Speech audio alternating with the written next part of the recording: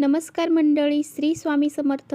मी नंदिनी माझ्या यूट्यूब चॅनलवर तुमचं खूप मनापासून स्वागत करत आहे. तुमच्या मनातील सर्व चांगल्या इच्छा स्वामी महाराज पूर्ण करो ही स्वामींच्या चरणी प्रार्थना करते आणि आजच्या या नवीन व्हिडिओला सुरुवात करते.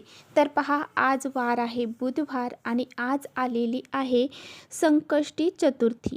तर माघ महिन्यातील कृष्ण पक्षामध्ये जी आलेली आहे ही संकष्टी चतुर्थी. तर बघा, आपल्याला संकष्टी चतुर्थीच्या दिवशी गणपती बाप्पांची भरपूर सारी सेवा उपासना करायची आहे. आणि पहा, चतुर्थी ही महिन्यातून दोन येतात, एक येते कृष्ण पक्षामध्ये, एक येते शुक्ल पक्षामध्ये.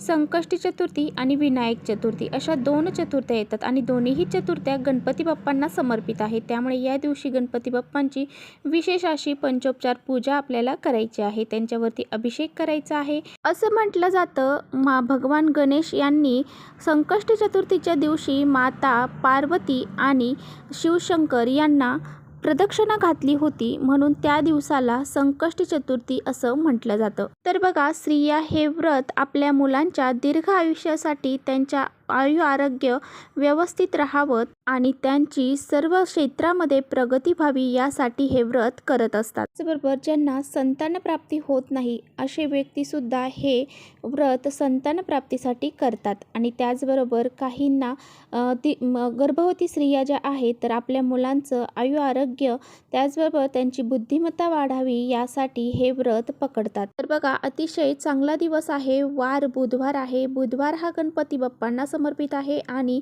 संकष्टी चतुर्थी देखील गणपती बाप्पांना समर्पित आहे. त्यामुळे आपल्याला या दिवशी गणपती बाप्पांची विशेष अशी पूजा करायची आहे. त्यांच्यावरती जलाने पंचामृताने अभिषेक करायचा आहे. अभिषेक करत असताना आपल्याला ओम गण गणपती नमः या मंत्राचा जप करायचा आहे. अशी पूजा उपासना आपल्याला करायची आहे. आणि त्याचबरोबर आपल्याला काही उपाय देखील घरामध्ये करायचे आहेत. तर संध्याकाळी आपल्याला कापरासोबत अशी ही एक वस्तू जाळायची आहे, ज्यामुळे ही वस्तू जर आपण घरामध्ये जाळली तर आपल्या घरातील इडापिडा, दारिद्र्य, अडचणी, पितृदोष सर्व नष्ट होऊन जाईल आणि घराची, मुलांची, पतीची खूप सारी प्रगती होईल. आपल्या जीवनामध्ये ज्या गोष्टी आपल्याला प्राप्त होत नाहीत त्या गोष्टी प्राप्त होण्यासाठी सुद्धा मार्ग मोकळे होतील. तर असा हा अत्यंत प्रभावशाली उपाय कसा करायचा आहे याबद्दल आजच्या व्हिडिओमध्ये आपण जाणून घेणार आहोत. त्यामुळे व्हिडिओ कुठे स्किप न करता शेवटपर्यंत नक्की बघा, जेणेकरून तुमच्यापर्यंत योग्य ती माहिती पोहोचेल. आपल्या चॅनलवर जर तुम्ही नवीन असाल तर चॅनलला सबस्क्राईब करा.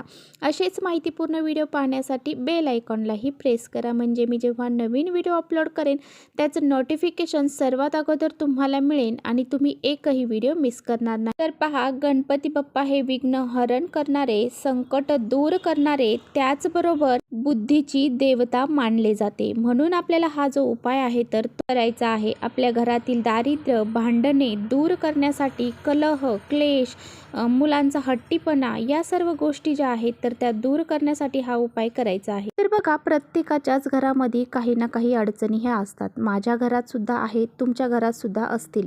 त्यामुळे पहा, माझ्यापासून तुमच्यापर्यंत प्रत्येकाला काही ना काही समस्या ह्या असतात.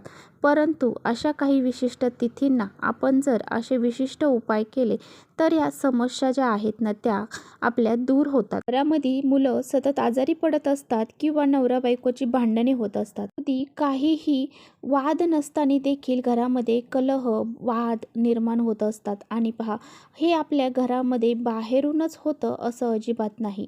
बाहेरूनच आपल्या घरामध्ये नकारात्मकता येते असं अजिबात नाही. कधी कधी आपल्या घरामध्ये सुद्धा नकारात्मकता निर्माण होते. म्हणजे कशी, आपण प्रत्येक वेळेसच असं भांडण वगैरे करताना जर अपशब्द वापरले तर त्यातून जी नकारात्मकता आहे तर ती घरामध्ये साठली जाते. घर जे आहे, आपली वास्तू जी आहे तर ती त्याला तथास्तु म्हणत असते आणि त्यामुळे आपल्या घराला दोष लागले जातात. यामुळे आपल्या घरामध्ये माता लक्ष्मी प्रवेश करत नाही, आलेला पैसा आपल्या घरामध्ये टिकत नाही आणि लक्ष्मी माता घरामध्ये आली तरी ती कोणत्या ना कोणत्या मार्गाने बाहेर निघून जाते. तर अशा सर्व गोष्टी आपल्या घरामध्ये घडायला सुरुवात होते. तर बघा, हा उपाय आपल्याला संध्याकाळी 6 नंतर रात्री 12 वाजेपर्यंत तुम्ही कधीही करू शकता. तुम्हाला जसा वेळ भेटेल तेव्हा तुम्ही हा उपाय करू शकता. हा उपाय करण्यासाठी आपल्याला सुक्या खोबऱ्याची एक वाटी घ्यायची आहे. जे सुकं खोबरं असतं पहा, ती वाटी घ्यायची आहे. त्यानंतर या वाटीमध्ये आपल्याला काळे किंवा पांढरे तीळ घ्यायचे आहेत. तर बघा, जर तुमच्याकडे पांढरे तीळ असतील तर पांढरे तीळ घ्या, नसतील काळे तीळ घेतले तरी चालेल. यानंतर तुम्हाला 7 कापराच्या वड्या घ्यायच्या आहेत. भीमसेनी कापूर असेल तर भीमसेनी कापूर घ्या, नसेल तर तुम्ही साधा घेतला तरी चालेल. त्याचबरोबर आपल्याला लवंगासुद्धा घ्यायच्या आहेत. तर 2 लवंगा आपल्याला घ्यायच्या आहेत आणि जर तुमच्याकडे आंब्याचं लाकूड वाळलेलं असेल तर ते घ्यायचं आहे, नसेल तर आपल्याकडे पहा दालचिनी असते ती घेतली तरी चालेल. त्याचबरोबर 2 वेलची आपल्याला घ्यायच्या आहेत आणि त्यानंतर हे सर्व घेऊन हे सर्व आपल्याला आपल्या देवघरामध्ये जाऊन प्रज्वलित करायचं आहे. प्रज्वलित केल्यानंतर तुम्हाला ओम विघ्नहर्ताय नमः, ओम विघ्नहर्ताय नमः या मंत्राचा जप करायचा आहे. त्यानंतर संपूर्ण घरामध्ये आपल्याला ह्या वस्तू घेऊन फिरवायच्या आहेत. त्यानंतर आपल्याला ही वस्तू घेऊन आपल्या मुख्य दरवाजात जो आहे तर त्याचा जो उंबरठा आहे तर त्या उंबरठ्याच्या मधोमध आपल्याला ठेवायचा आहे.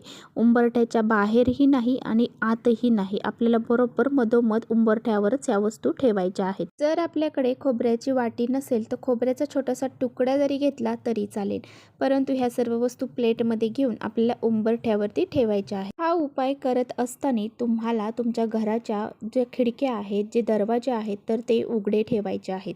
जी काही घरातली नकारात्मकता आहे ती बाहेर निघून जाईल आणि सकारात्मक ऊर्जा ही घरामध्ये निर्माण होईल. तर बघा, हे सर्व शांत झाल्याच्या नंतर सर्व वस्तू जवळजवळ जळल्या जातील, परंतु खोबऱ्याचा तुकडा हा जळला जाणार नाही, परंतु तो आपल्याला परत घरामध्ये आणायचा नाही. हा जो तुकडा आहे किंवा हे ज्या वस्तू आपण जाळलेल्या आहे त्या जवळ जळालेल्या असतील तर त्या आपल्याला तशाच तुमच्या डस्टबिनमध्ये टाकून द्यायच्या. तुमच्या घराजवळ वाहतं पाणी असेल तर त्यामध्ये सुद्धा विसर्जित करू शकता. ही चतुर्थी जी आहे तर ती अतिशय प्रभावशाली आहे आणि यामुळे आपल्याला हा उपाय करायचा आहे. असा हा उपाय केल्यामुळे आपल्या घरामध्ये जी इडापिडा, दारिद्र्य, अडचणी, पितृदोष, ज्या संकट आहेत ते दूर होऊन जाते. यामुळे आपल्या मुलांची, घराची, पतीची खूप सारी प्रगती होते. आपल्या घरामध्ये सुख, शांती, समृद्धी टिकून राहते. त्याचबरोबर नवरा बायकोची खूप भांडणं होत असतील तर काय करायचं आहे, तर नवऱ्याने बायकोच्या उशाखाली 2 लवंग ठेवायच्या आहेत आणि बायकोने नवऱ्याच्या उशाखाली 2 कापराच्या वड्या ठेवायच्या आहेत. सकाळी उठायचं आहे आणि गुपचूप अंघोळ झाल्याच्या नंतर कुणालाही न सांगता हे लवंग आणि कापराच्या वड्या आपल्या देवघरामध्ये जाऊन आपल्याला ह्या जाळायच्या आणि गणपती बाप्पांना प्रार्थना करायची आहे, तुमच्या सुखी संसारामध्ये सुख, शांती, समृद्धी नांदू दे. हा उपाय तुम्ही रोज करायचा आहे. जोपर्यंत तुमच्या दोघांमधला वाद हा संपत नाही तोपर्यंत तुम्हाला हा उपाय करत राहायचा आहे. त्याचबरोबर तुमच्या मनामध्ये भरपूर दिवसापासून एखादी इच्छा आहे परंतु ती पूर्ण होत नसेल आणि अशी आपली इच्छा जर पूर्ण करायची असेल तर गणपती बाप्पांना आपल्याला लवंग अर्पण करायचे आहेत. तर आपली इच्छा बोलायची आणि लवंग अर्पण करायचं. आपली इच्छा बोलायची, लवंग अर्पण करायचं. तर तुम्ही 7 लवंग, 5 लवंग अर्पण करू शकता आणि त्यानंतर तो लवंग तुम्ही तुमच्या स्वतःजवळ सुद्धा ठेवू शकता. अशा प्रकारे हा उपाय करायचा आहे. जर तुम्हाला व्हिडिओ आवडला तर नक्की लाईक करा. चॅनलवर नवीन असाल तर चॅनलला सबस्क्राईब करा. परत भेटूया अशा छानशा व्हिडिओसोबत. तोपर्यंत श्री स्वामी समर्थ.